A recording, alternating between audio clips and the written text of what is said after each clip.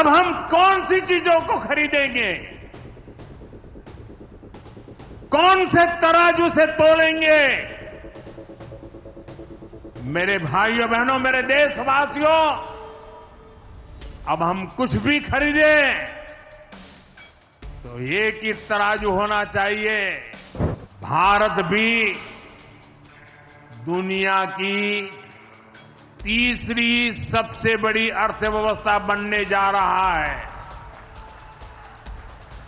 इसलिए भारत को भी अपने आर्थिक हितों को लेकर सजग रहना ही है। साथियों, काशी बौद्धिक जनों की नगरी है। आज जब हम आर्थिक प्रगति की बात कर रहे हैं तो मैं आपका ध्यान वैश्विक हालातों पर भी ले जाना चाहता हूं। आज दुनिया की अर्थव्यवस्था कई आशंकाओं से गुजर रही है। अस्थिरता का माहौल है। ऐसे में दुनिया के देश अपने अपने हितों पर फोकस कर रहे हैं, अपने अपने देश के हितों पर ध्यान केंद्रित कर रहे हैं। भारत भी दुनिया की तीसरी सबसे बड़ी अर्थव्यवस्था बनने जा रहा है। इसलिए भारत को भी अपने आर्थिक हितों को लेकर सजग रहना ही है। हमारे किसान, हमारे लघु उद्योग, हमारे नौजवानों के रोजगार, इनका हित हमारे लिए सर्वोपरि है। सरकार इस दिशा में हर प्रयास कर रही है, लेकिन देश के नागरिक के रूप में भी हमारे कुछ दायित्व है। और ये बात सिर्फ मोदी नहीं, हिंदुस्तान के हर व्यक्ति ने दिन में हर पल बोलते रहना चाहिए, दूसरे को कहते रहना चाहिए। जो देश का भला चाहते हैं, जो देश को तीसरे नंबर की इकोनॉमी बनाना चाहते हैं, ऐसा कोई भी राजनीतिक दल हो, कोई भी राजनेता हो, उसने अपने संकोच को छोड़ करके देश हित में हर पल, हर बार, हर जगह देशवासियों के अंदर एक भाव जगाना होगा, और वो है हम स्वदेशी का संकल्प लें। अब हम कौन सी चीजों को खरीदेंगे, कौन से तराजू से तोलेंगे? मेरे भाइयों बहनों, मेरे देशवासियों, अब हम कुछ भी खरीदें तो एक ही तराजू होना चाहिए।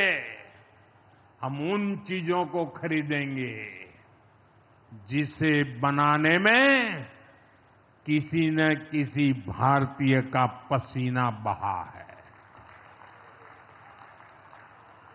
और जो चीज भारत के लोगों द्वारा बनी है, भारत के लोगों के कौशल्य से बनी है, भारत के लोगों के पसीने से बनी है, हमारे लिए वह स्वदेशी है।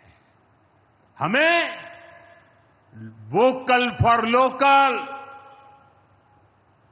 वोकल फॉर लोकल मंत्र को अपनाना होगा। हम संकल्प लें कि हम मेक इन इंडिया प्रोडक्ट्स को ही बढ़ावा देंगे। हमारे घर में जो कुछ भी नया सामान आएगा, मैं नए सामान की बात कर रहा हूं, हमारे घर में जो भी नया सामान आएगा वो स्वदेशी ही होगा। ये जिम्मेदारी हर देशवासी को लेनी होगी। और मैं आज मेरे व्यापार जगत के भाई बहनों से विशेष आग्रह करना चाहता हूं। मैं मेरे दुकानदार भाई बहनों से आग्रह करना चाहता हूं, जब दुनिया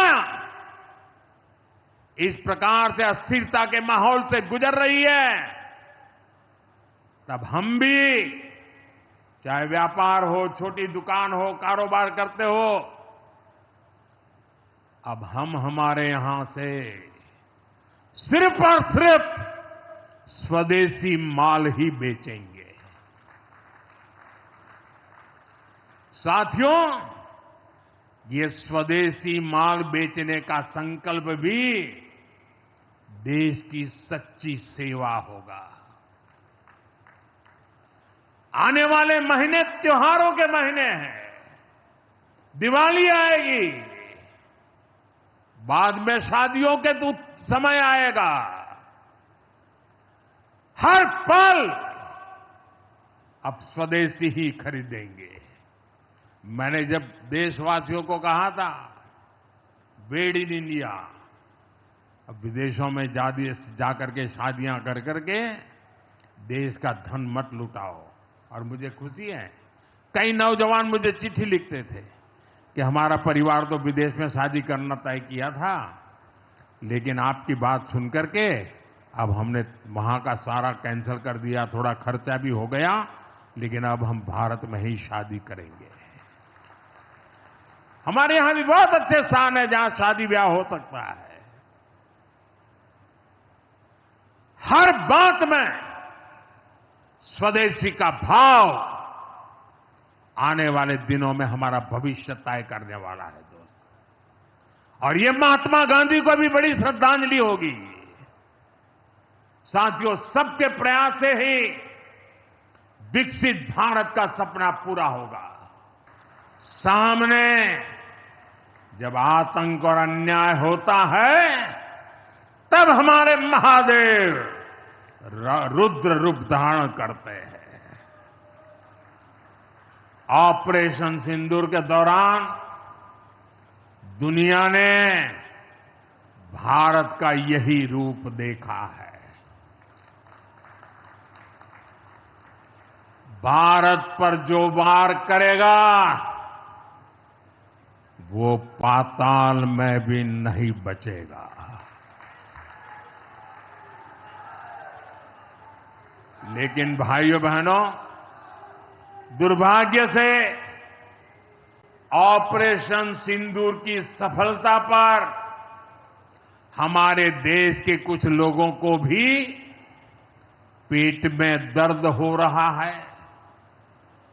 ये कांग्रेस पार्टी और उनके चेले चपाटे, उनके दोस्त इस बात को पचा नहीं पा रहे कि भारत ने पाकिस्तान के आतंकी ठिकानों को तबाह कर दिया।